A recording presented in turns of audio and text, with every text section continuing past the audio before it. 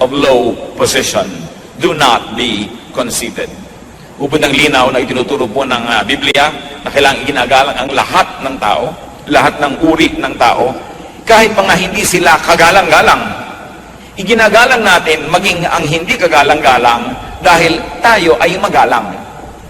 At kung tayo po ay magalang, hindi binibigyan ng korte o hugis ng kaharap natin ang ating pagkilos.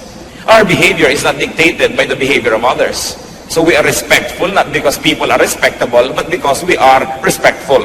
At hindi dapat yun naiiba kahit sino ang kaharap. At huwag daw magmamataas at tayo maging handang makihalubilo sa anumang uri ng tao, siya man ay mababa sa pagtingin ng lipunan. You are kind if you commiserate with others in their sufferings. Kung tayo nakikiramay sa pagdurusa ng iba, ay mabuti ang ating loob. Hindi yung iba na natutuwa pa pag may napapahamak.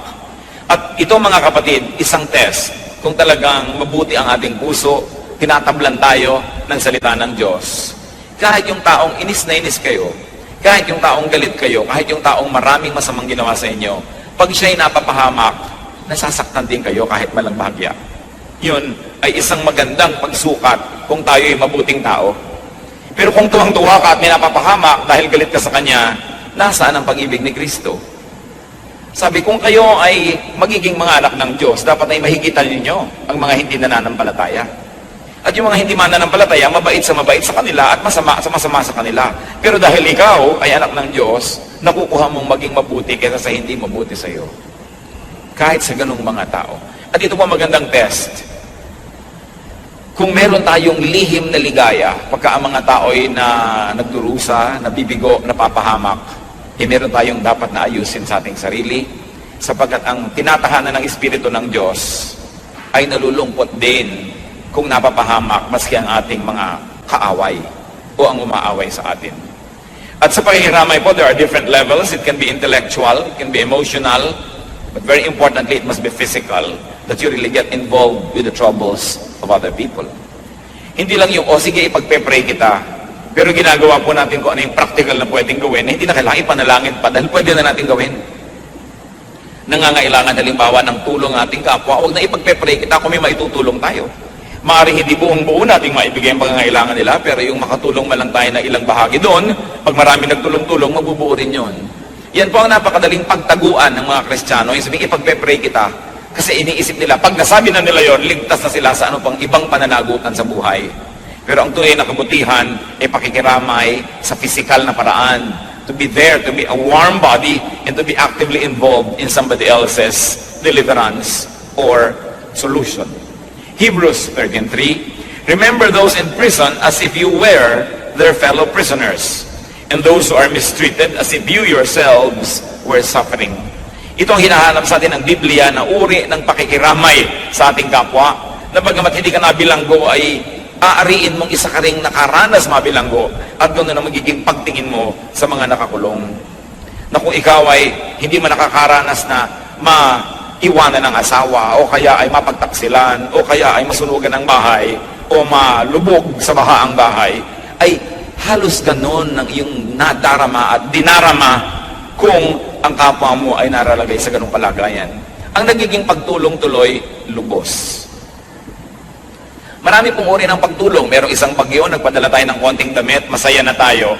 Nagpadala ka nagbigay ka sa mga tao ng tigi-tigisang bag na may bigas, may pagkain, masaya ka na, nakatulong ka na. Isang kainan lang yun eh. Mamaya sa susunod na oras ng pagkain, wala na naman silang kakainin. Kung minsan po ay nagiging cosmetic, no? Yung nararamdaman ng tao na siya'y nakatulong na. Sapagkat akala natin, minsan lang tayo nag-abot, pwede na.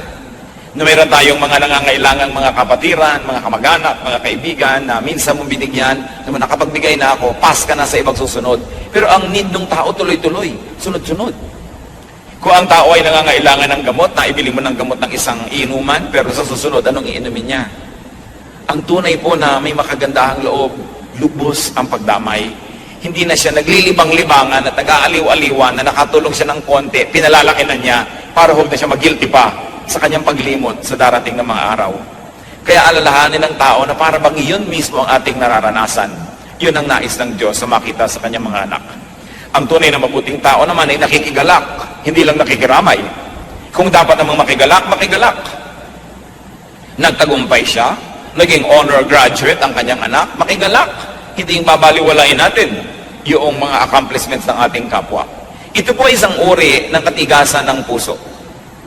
Na merong naging magandang bahay ang iyong kapitbahay o kamag-anak, hindi mo man lang dalawin na sabi, wow, ang ganda. Parang ini-ignore mo lang. At kumisan maging sa mga Christian, may mga ganyan. Nagkakainggitan. Nagpatayo ng church, yung isang kongregasyon, yung kabilang kongregasyon, hindi pa nakakapagpatayo, ini-ignore. Binabaliwala. At sasabihin pa, materialistic kasi sila. Wala silang alam kundi magpatayo ng building, ang yabang-yabang kasi nila. Nilalait pa nila yung na-accomplish ng kanilang kapatid. At kung minsan pupunta ka sa church, ang ganda-ganda, worldly naman ang mga tao dito, kaya maganda eh. Yung bang, inggit ka kasi, no? At yan ay dapat tayo natutuwa, mga kapatiran natin, ibang churches, may magagandang churches. Salamat! Maganda, mabuti. Hindi yung hahanap ka ng kapintasan para lang libangin mo yung sarili dahil iinggit ka pala. So, ang tunay na kagandahang loob, hindi lang nakikiramay sa kalungkutan, nakikigalak din sa kasiyahan ng kanyang kapwa, lalo't kapatid sa Panginoon. Romans 12:15, rejoice with those who rejoice, mourn with those who mourn. Kailangan tayo nakikipagsaya sa mga nagsasaya, tayo naman nakikipagluksa sa mga nagluluksa. Do not trivialize people's achievements. Napagod na pagod yung kumare mo, kakukwento kung gaano kagaling sa eskwela yung kanyang anak, pinipilit mo na ang pag-usapan ay recipe, iba ka ng iba kasi ang anak mo hindi honor student. Kailangan, ina-appreciate mo yun kasi kagandahang loob ng Diyos yun na nadarama nila. At siguradong sa iyo naman ay may ibang kagandahan, loob ang Diyos, ibang uri, ibang hugis, na maaaring hindi mo lang nakikita agad. Do not trivialize people's sorrow. Ito po ang isa sa mga pinaka-careless na ginagawa ng tao.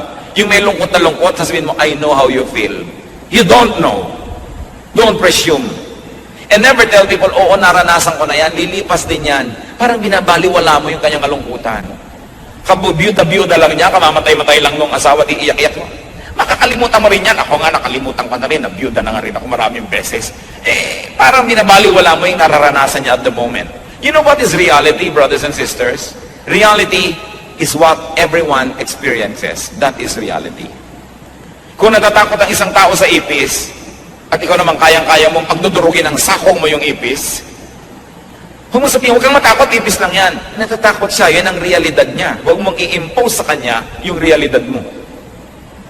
May mga tao na hihirapan ng loob pag umuupo sa likod ng kotse na dalawa lang ang pinto at wala siyang pinto kasi claustrophobic siya. So, huwag kang maarte, umupo ka dyan. Isa nahihirapan ng loob niya. A person's reality is her reality. At dapat natin iginagalang yun. Huwag kang matakot, baliwala yan. Yung nalulula siya sa aeroplano, pumikit ka, baliwala yan, arte-arte mo naman. Kasi pasalamat ka sa Diyos, hindi ka nalulula. Pero kung siya nalulula, realidad niya yon. And kindness, brothers and sisters, is not to trivialize people's worries. Huwag niyong mamaliitin ang minamalaki ng inyong kapwa. Kung isa sa mag-asawa, ganyan din yun eh. Yung tuwing anniversary, hindi mo na naalalang batiin, sama-sama na ng loob. Yung anniversary lang eh, ano ba yan? Ginagawa mo, mahalaga sa kanya eh. At kung pinapahalagahan mo siya, pahahalagahan mo yung pinapahalagahan niya. Yan ang tunay na kabaitan. And of course, you are kind if you are helpful. Because kindness is not an idea. Kindness is not a noun. It should be a verb. Although technically, noun yan sa dictionary. Pero dapat yan, action. 1 Timothy 6:18, be generous and willing to share. So to share, and also to share in people's burdens and sufferings. You are kind, brother and sister, if you give to people. If you give more than you take from people, if you give as you take from people. Yan ang tunay na kabaitan. Hindi one-way street. Tayo ay nagbibigay, at tuwing kaya natin, hinihigitan natin ang pagbibigay kaysa sa paghingi. Hinihigitan natin ang paglalabas kaysa pagkuha. Yan ang tunay na kabaitan. Hindi na magbubuti ka lang doon sa makapangyarihan, sa mayaman, kasi may mapapala ka sa kanya. Ang tunay na kagandahang loob ay yung ginagawa mo sa taong hindi makagaganti. Hindi makapagbabayad, hindi makapagsusukli man lang ng iyong kabutihan. Luke 14:12-14, then Jesus said to his host, when you give a luncheon or dinner, do not invite your friends, your brothers or relatives, or your rich neighbors. If you do, they may invite you back, and so you will be repaid. But when you give a banquet, invite the poor, the crippled, the lame, the blind, and you will be blessed. Although they cannot repay you, you will be repaid at the resurrection of the righteous. Mula sa bibig ng Panginoong Jesus, sabi, kung kayo ay mag-blow out, kung kayo ay magbibigay ng magandang piging, magpapakain, huwag niyong imbitahin ang mga kamag-anak niyo, mga mayayaman niyong kaibigan at kapitbahay, kasi iimbitahin din nila kayo, masusuklian kayo. Gusto niyo maging mabuti? Maghanda kayo at pakainin ninyo ang mga kapuspalad, ang mga may sakit, ang mga kawawa. At di man kayo masuklian, kayo gagantimpalaan pagdating ng araw. Yan ang sinasabi ng Panginoong Yesus. Ngayon siguro, dahil marami naman sa atin, gusto natin talaga mag-party na nandiyan ang mga kaibigan natin at mga kamag-anak, gawin yung dalawa. Meron kayong para sa mga mahihirap, mga hindi nyo kakilala, kahit man lang mga lunch pack, ipamigay nyo sa mga kalsadang maraming mga natutulog na hindi kumakain. At kasama nun, nagpa-party rin kayo sa bahay ninyo. Hindi na siguro masama yun para gawin ninyong adjustment. Pero huwag lang para sa sarili, huwag lang para sa mga mahal sa buhay, huwag lang para sa mga karapat-dapat. Kasi ang tunay na diwa ng Kristyanismo ay pagiging mabuti sa hindi karapat-dapat. Bakit? Sapagkat ang Diyos ay mabuti sa atin, bagamat hindi tayo karapat-dapat. Yun ang pinakamodelo ng kabutihan. Hindi lang pagiging mabuti sa mabuti, kundi pagiging mabuti sa hindi karapat-dapat gawa ng mabuti. Salamat na lang, ganoon ang prinsipyo ng Diyos dahil tayo ang unang nakikinabang sa ganung prinsipyo sapagkat hindi tayo karapat-dapat sa kabutihan ng Diyos. Hindi tayo karapat-dapat na imbitahan ng Panginoon na dumulog sa kanyang hapagkainan. Pero tayo iniimbita ang lahat at tayong lahat ay pinakakain. Kaya yan ang marapat nating ulitin sa ating kapwa. Kahit malang simpleng-simple, pamilya kayong kumain sa isang restaurant, hindi naman siguro masama na umorder ka ng isang putahing masarap at pagkatapos ibigay mo doon sa waiter na nag-serve sa'yo, maiuwi niya sa kanyang pamilya. E di, nakapagpakain ka na rin ng hindi mo kaano-ano. At yun ang diwa ng Kristyanismo. Pwede kayong magtanong sa waiter, anong paborito ba dito na menu? Ano ba dito sa menu ang paborito mong pagkain? Anong paborito ng pamilya mo dito na maire-recommend mo sa amin? Hindi magre-recommend siya. At bilhin mo, ibalot mo para sa kanya. Ang tuwa na lang niya at ang tuwa sa'yo ng Diyos. Kesa sabigyan mo ng tract na pulyeto, repent, ibibigay mong ganyan, accept the Lord Jesus Christ, although that is not bad. Pero anong talab doon kung hindi mo naman ginagawa ng mabuti yung kapwa mo? Eh, kung binigay mo yung isang balutan ng masarap na pansit at kasabay pa yon, baka basahin. Baka maniwala na meron kang pagmamalasakit sa kanya. Kaya kailangan action, hindi salita. Action. You are kind if you share good things with people outside of your love circle. At yan ang sinasabi ng Panginoong Jesus. Proverbs 25:21. If your enemy is hungry, give him food to eat. If he is thirsty, give him water to drink. Nakikita niyo po na lagi ang hinahanap sa atin ng Panginoong Jesus, mahigitan natin ang ginagawa ng karaniwang tao. Yung magawa natin yung kamaligtaran. Yung higit lalong mainam at kaibig-ibig. At makikita nyo kung ang lahat ng tao sa mundo ay Kristiyano, ang tahimik ng buhay. Doon nyo malalaman kung maganda ang isang policy. Ang tanong mo, kung lahat ito ang gagawin, maganda ba? Kaya yung mga may pila, yung isa ay kamag-anak ko, ayaw pumila, gusto niya mauna. Ang tanong mo, kung ang lahat ay yan ang gagawin, maganda ba? Para sa lahat. Pagka mayroong isang ayaw magbayad ng buwis, sabi, hayaan mo na lang yung mayayaman na magbayad, huwag na ako. Ang tanong, kung lahat ay tutulad sa iyo, mabuti ba yan? Para sa ating lahat. Yun po ang pamantayan ng mabuti. Kasi merong mabuti para lang sa iyo pero hindi mabuti para sa lahat. Kaya ang itatanong mo, kung ginawa ng lahat ang ganyan, mabubuti ba tayo? At gano'n ito yung turo ni Jesus. Kung lahat gagawin ng turo ni Jesus, tatahimik ang mundo. You are kind if you bless others with conscious commissions and conscious omissions. Yung iniisip mo, buo sa iyong loob, alam na alam mo, ginagawa mo ang isang bagay dahil mabuti para sa kanya. O kaya kapatid, alam na alam mo, pinipigil mo ang sarili mong gawin ang isang bagay dahil hindi makakabuti sa iyong kapwa pag ginawa mo yon. At ito ay kabutihan. Kabutihan na hindi aksidente, hindi tsamba-tsamba, talagang sinasadya. So nagpapasya ka, ano ba ang gagawin ko para makabuti sa aking kapwa? Ano ba ang hindi ko gagawin para mapabuti sa aking kapwa? Katulad kung Nakikita nyo sa mga kapitbahayan, 99% sa Metro Manila, siksikan ng mga bahay. Bihira naman yung may mga lote, malalayo ang bahay mo sa iyong kapwa. Magpapatugtog ka ng pagkalakas-lakas na radyo. Ano mangyayari? Narindi na yung kapitbahay mo. Magpa-party kayo dahil debut ng anak mo. Hanggang alas 2 ng umaga, nagkakantahan kayo ng mga sintonado ninyong mga karaoke. Parusa sa inyong kapwa. So ang tanong, itong ginagawa ko ba'y mabuti sa aking kapwa? Ang dami-dami na may mga OFW tatay, nagpadala ng radyo, nagpadala ng sound system para malaman ng lahat, kalakas-lakas magpatugtog. May mga batang nagigising, may mga may sakit na hindi na makatulog, nabubulahaw, may mga papasok sa opisina o sa pabrika na hindi na makatulog dalang ingay-ingay ng kapitbahay. Mabuti ba yun? Yan ay dapat natin pinag-iisip-isip. Isa sa mga bisyo ng ating lahi na hindi nakakatuwa, ang iingay. Pupunta ka sa isang tahimik na bundok sa paanan ng makiling para maligo sa batis, ang nadidinig mo mga radyong kelalakas. Hindi mo na marinig ang huni ng mga ibon o kaya ang mga tunog ng batis dahil ang ingay-ingay ng mga sound system ng mga nagpupunta dyan. Mabuti ba yan sa ating kapwa o hindi? So what do we commit and what do we omit? That is important when it comes to treating others as you would like to be treated. Kaya sabi sa Luke 6:31, do to others as you would have them do to you. Kung ano ang nais mong gawin ng iyong kapwa sa iyo, yun lang ang gawin mo sa kanya. Romans 14:13, make up your mind not to put any stumbling block or obstacle in your brother's way. Nakikita niyo po, conscious ito. Magpasya ka, pakaisip-isipin mo, tiyakin mo na ikaw ay nagpapasya na hindi mo haharangan ng iyong kapwa. Na hindi mo siya bibigyan ng ikatitisod, hindi mo bibigyan ng balakid ang mga gusto niya at mga hangarin niya sa buhay. Mahalaga yung ginagawa natin yung ganyan. Ito napakasimpleng mga bagay, mga kapatid. Pero ito ang hinahanap ng mga tao sa mga nagsasabing Kristiyano sila. At kadalasan, walang kapangyarihan ng ating pag-share sa kanila ng mga salita ng Diyos dahil hindi naman tayo kakitaan ng ganito mga simpleng bagay na dapat sana ay bunga ng tunay na tinatablan ng salita ng Diyos.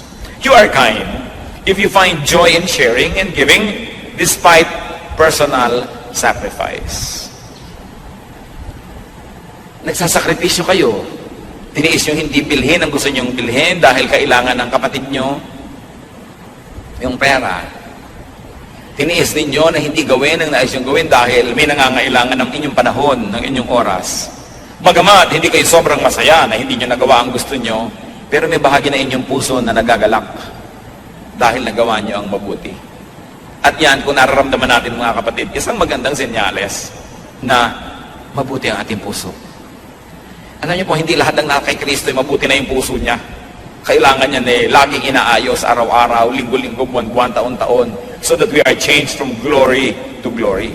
Huwag tayong makontento sa antas, sa taas ng ating espiritualidad sa anumang panahon. Dapat lagi na umaasenso because room for improvement is the biggest room in the world. At ang tunay na anak ng Diyos hindi na bonsai sa isang maliit na platito. Kailangan siya nag-uugat, namumunga, lumalaki, namumulaklak, humahalimuyak, at nagkakaroon ng napakarami niya mga dahon. Ganun ang buhay espiritual na napapansin at pinaniniwalaan ng iba. Acts 20:35. In everything I did, I showed you that by this kind of hard work, we must help the weak. Remembering the words, the Lord Jesus himself said, it is more blessed to give than to receive. Kung mabuti ang ating puso, may kagalakan tayo na darama, ting tayo ay nagbibigay. Pagamat may saya ka, kung ikay tumatanggap, pero mas malalim ang saya kung ikay nagbibigay. Ba't natin ito pinag-uusapan? Because we're doing self-examination. Kailangan naman malaman natin kung saan tayo nakatindig, saan tayo nakatayo, anong grade natin sa ating espiritualidad. 2 Corinthians 8:1-3. And now, brothers, we want you to know about the grace that God has given the Macedonian churches. Out of the most severe trial, their overflowing joy and their extreme poverty welled up in rich generosity. For I testify that they gave as much as they were able and even beyond their ability. Sino po ang pinupuri dito? Yung Macedonian church, na bagamat napakaraming mga hikahos na miyembro, At yung church ay hindi mo matatawag na isang mayaman na church, pero sa pagbibigay sa ibang churches, sa pangangailangan ng ibang kapatiran sa ibang lugar, ay hindi sila napadadaig kanino man. At kahit na sa kanilang kasalatan, sila po ay nakukuha nila na magbigay pa sa pangangailangan ng iba. At hanggang ngayon, pinag-uusapan natin yung mga Macedonians na ito, na isang patunay na nagkaroon ng pagbabago ang kanilang kalooban, na bagamat sila may pangangailangan, di nila tinatalikuran ng pananagutan na maging matulungin sa kapwa. Alam niyo po, yung kasalatan, hindi yan excuse para hindi ka tumulong. Kung minsan nga, baka kaya ka nananatiling salat, mahirap, kapos, kasi makunat ka. Kasi ayaw mo magbigay. Siyempre, hindi ka nagtatanim, paano ka aani? Napakasimple naman ng mechanics niyan eh. Kung ano itinanim, inaani. Hindi ka nagtanim, ano ka anihin mo sa buhay? Kaya pag itinuturo ito, katulad ng mga taong si Pablo, alam na alam niya yung magiging bunga kung bukas ang ating kapalad at tayo mapagbigay sa ating kapwa kahit tayo ay hindi mayaman. Kahit mga tayo ay may mga kagipitan. Hindi yan excuse. Nobody is excused from being good, from being kind, and being supportive of the work of the Lord. Dahil sana nagbibigay kayo sa Satanas, lugi ka. Nagbibigay ka kung kanino lang, pero kung nagbibigay ka sa Panginoon, sa kanyang mga anak na inaari ng Diyos, kung ano man ang ginawa sa kanyang mga anak, ginawa sa kanya, paano ka malulugi? It's a very simple secret of prosperity to always be giving. You are kind if you do not exploit nor take advantage of people's weaknesses. Ang mga tao po, dumarating ang panahon na sila'y mahina, kayang-kaya nating maniobrahin. Kung minsan may iba silang tinutuunan ng pansin, hindi napapansin ang ginagawa natin, pwede nating dayain, pwede nating kupitan, pwede nating nakawan, pwede natin silang gamitin nang wala silang kamalay-malay, pwede natin silang utuin, pwede natin silang bigyan ng mga kung ano-anong mga pambulag para natin sila mapakinabangan. Pero ang anak ng Diyos, oras na nakita niya yung moment of weakness, hindi niya yun sinasamantala. Katulad sa Biblia, yung mga tao nakita nila ang kanilang magulang na hubad, di ba't naparusahan? Kasi pinagsamantalahan nila yung pagiging tulog ng tao, lasing pa nga, hindi nila iginalang, tiningnan nila ang pagkakahubad na parusahan. Kasi ang taong tulog, maski pa nga dahil lasing, lalo mong dapat igalang. Yung hindi niya papayagan na gawin mo sa kanya o sa kanyang presensya kung siya'y gising, huwag mo rin gawin kung siya'y tulog. Kailangan ginagalang mo ang iyong kapwa. Yung may cellphone ng iyong kapwa, pinapakialaman mo, tinitingnan mo kung sinong kausap, anong pinag-uusapan, hindi dapat ginagawa. Pero siguro kung asawa kayo at meron kayong konting duda na napagtataksilan kayo, meron kayong konting excuse. Why? Because you are one. Kasi kayo'y isa. Kung siya'y napahamak, damay ka rin.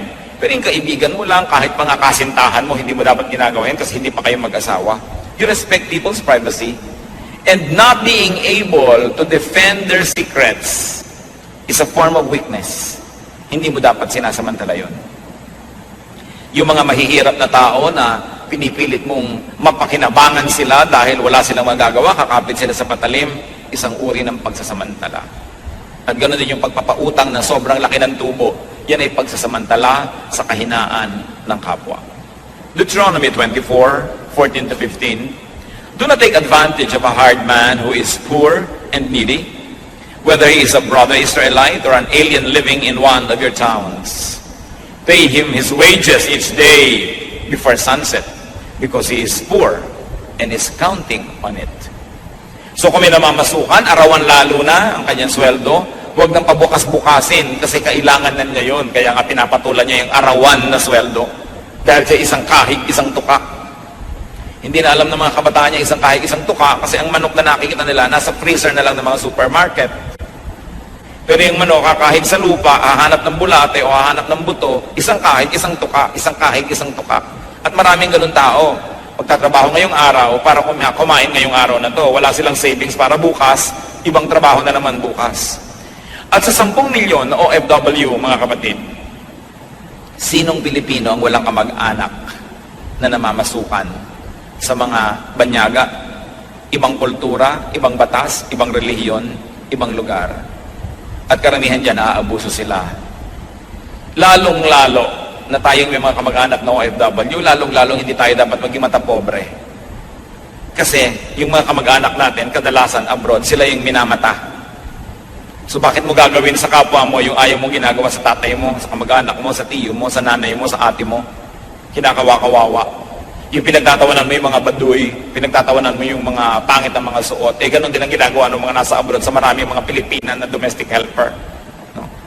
Ng mga amo nilang Arabo na sinasampal-sampal sila ng... Dahil tayo ang nakakaranas ng inaapi eh. Alam mo dapat ang nararamdaman nun, kaya dapat walang Pilipinong mapangapi. Pero naku, marami mga OFW families, kaya yabang.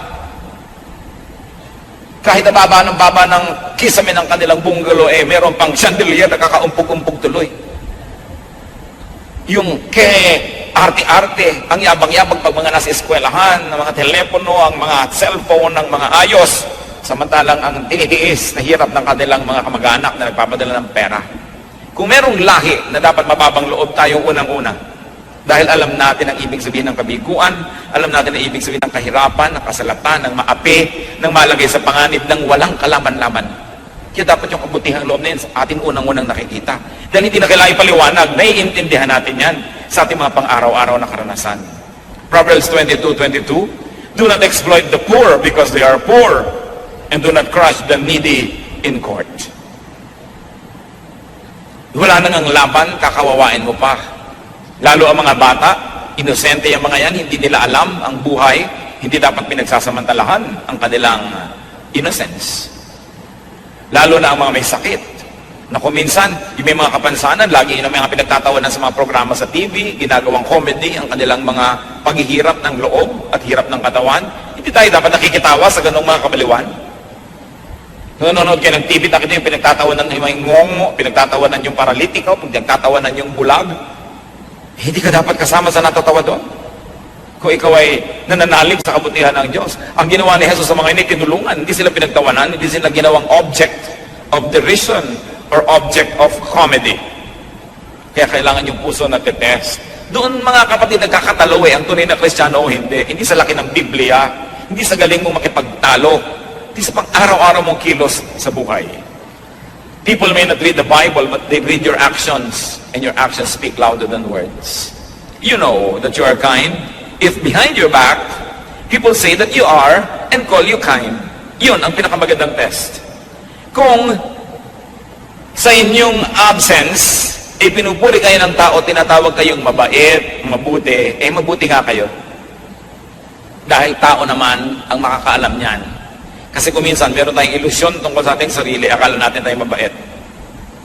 Paano kayo pinag-uusapan ng mga sarili niyong anak kung sila-sila lang ang nag-uusap? Paano tayo pinag-uusapan ng mga sarili nating kapatid pag sila-sila lang ang nagkakaumpok-umpok? Paano tayo pinag-uusapan ng mga kaopisina, kaeskwela, halimbawa, mga kaibigan? Kadalasan, yun ang totoo tungkol sa atin. Proverbs 27 verse 2, let another praise you and not your own mouth, someone else and not your own lips. At yan ay isang magandang patotoo kung tayo nga ay mabuti. So maging mabuti. Yung pagiging mabuti, mga kapatid, I like to make a very personal definition. Yung kabutihan, nasa loob yon. Nasa isip, nasa puso, nasa philosophy ng tao. So maging mabuti, pero higit doon, maging mabait. And my very personal application is, panapanahon lang ang pangangailangan natin ng kabutihan at kabaitan ng kapwa. Pag dumating ang panahon na kayong nangangailangan ng charity, tiyakin ninyo na kayo makakatanggap dahil nagtanim naman kayo nito. 1 Thessalonians 5:15, make sure that nobody pays back wrong for wrong, but always try to be kind to each other and to everyone else. Huwag suklian ng sama ang kasamaan at sikapin na kabutihan ang isukli kanino man. Hebrews 6:10, God is not unjust. He will not forget your work and the love you have shown Him as you have helped His people and continue to help them. Makatarungan daw ang Diyos at di niya lilimutin ang kabutihang ginagawa natin sa Kanya. At tatanungin ninyo, paano natin nagagawa ng mabuti ang Diyos? Sa pamamagitan ng paggawa ng mabuti sa ating kapwa. So test yourself for kindness. And therefore test your Christianity. The test of the pudding is in the eating. Ang tunay na pagsubok at pagsukat sa pagiging Kristiyano ay sa pinagkagagawa natin araw-araw sa mga maliliit na bagay. At kung tayo magkakamali man, mabuting magkamali doon sa panig ng sobra kang naging mabait kesa kulang ang iyong naging kabaitan. If you're going to commit a mistake, brother and sister, err on the side of kindness rather than err on the side of unkindness. Being kind is actually planting.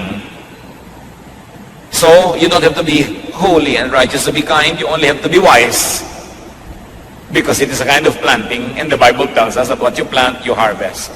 But, being kind is also a matter of gratitude. Because it is our best way to repay God. Nasusuklian lang natin ang kabutihan ng Diyos sa pamamagitan ng buting ginagawa natin sa ating kapwa.